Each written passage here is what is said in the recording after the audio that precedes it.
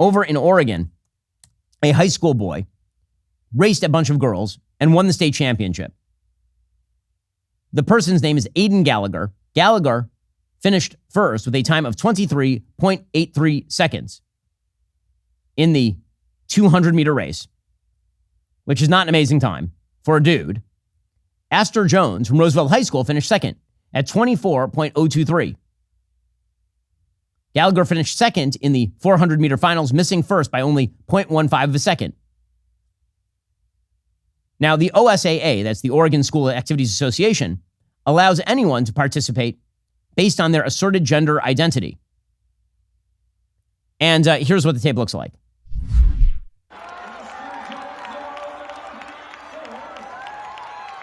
Okay, look at this gigantic dude just outracing all the girls because that is a large dude. Okay, but listen to the crowd. That's the more important thing. The crowd boos because the normies are not going to sit still for this any longer. They realize that the protection of normal, virtuous lifestyle requires the rejection of this amalgamation of exaggerations of bad ideas.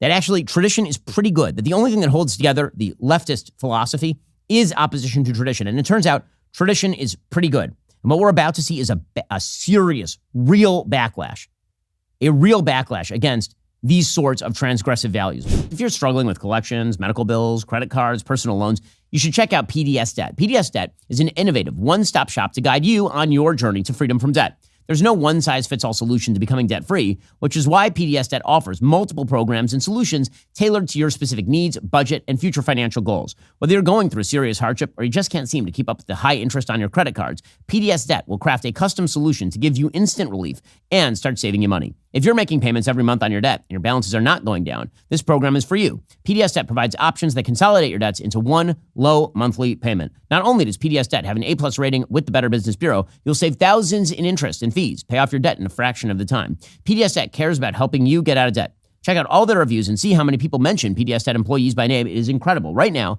PDS Debt is offering my listeners a free debt analysis. It only takes 30 seconds. Head on over to pdsdebt.com/Shapiro. Get your free debt assessment today. That's pdsdebt.com/Shapiro to get started today. We now see at Princeton, for example, that student protesters who violated all of the rules and regulations at Princeton are only going to get probation after the faculty voted 154 to 136 to recommend amnesty. Because, of course, the system is to blame in the end. It is the system that is to blame. Harvard faculty did the same thing, by the way. The Harvard Crimson reports that members of the Harvard Faculty of Arts and Sciences overwhelmingly voted to add 13 students back to the list of degrees recommended for conferral in May after students were initially barred from graduating at commencement over their participation in the pro-Hamas encampment.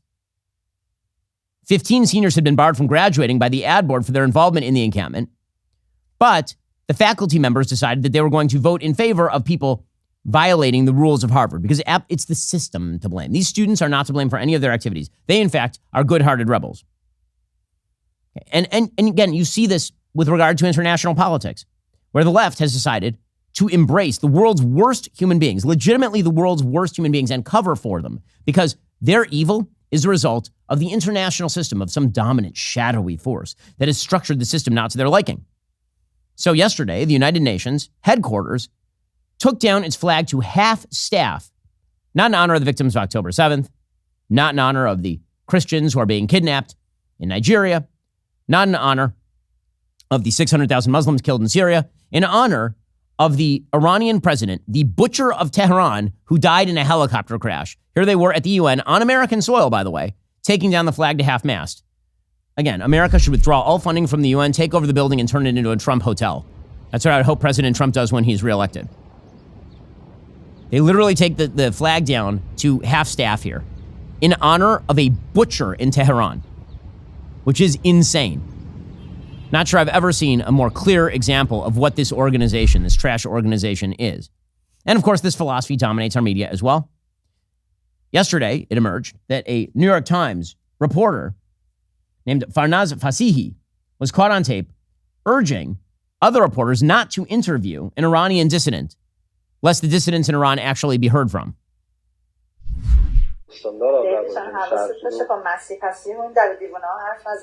Lily, make sure Emma doesn't interview the crazy. Miss Fossey, your mic is open. Hey, so that is a New York Times reporter saying, do not interview the dissident. Do not.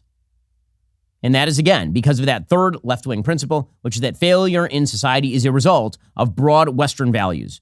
And that's the one that unifies everyone in the end. So what is the solution, according to the left? The solution to the left is that the elites on the left retain top-down control. The most obvious way they can do this is to retain control of the world economy. But they need a cover to do that. They can't just grab control of the world economy without some blowback. The cover that they use, therefore, is, you wait for it, global warming, of course, because that's a global problem, and the only response is global control. The only way to solve global warming is with top-level global control. This is the case that is being made by our Treasury Secretary.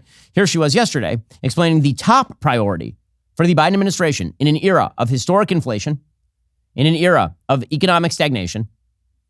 The top priority is climate and clean energy. The U.S. and Europe both know that bolstering energy security will depend on driving sustainable growth.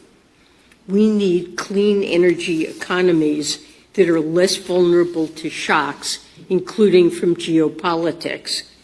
And we need to build these economies in ways that expand economic opportunity. President Biden has made this a top priority. At home, the Inflation Reduction Act is fueling investments in manufacturing and clean energy and expanding economic opportunity across the United States. Okay, it's not going to expand economic opportunity across the United States. It's going to toss trillions of dollars into boondoggles that are a complete waste of time and money. But the real goal is to restructure the entire economy.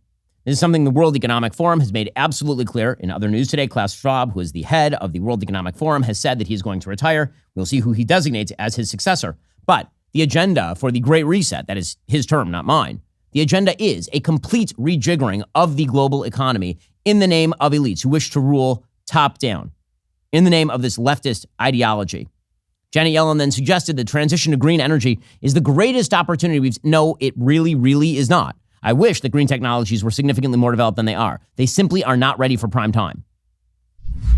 The transition to green energy is now increasingly recognized as the greatest economic opportunity of the 21st century, with an estimated over $3 trillion in investment opportunities each year between now and 2050. Okay. No one believes that this is about providing economic opportunity. It is all about, as Joe Biden has suggested, equity, diversity, inclusion, social justice. It is all about imposing a regime from the top down. Are you tired of the lies and the twists of the mainstream media talking points? Yeah, me too. Join me in my newest series, Fact, where I dismantle and bring truth to this tiring mainstream agenda.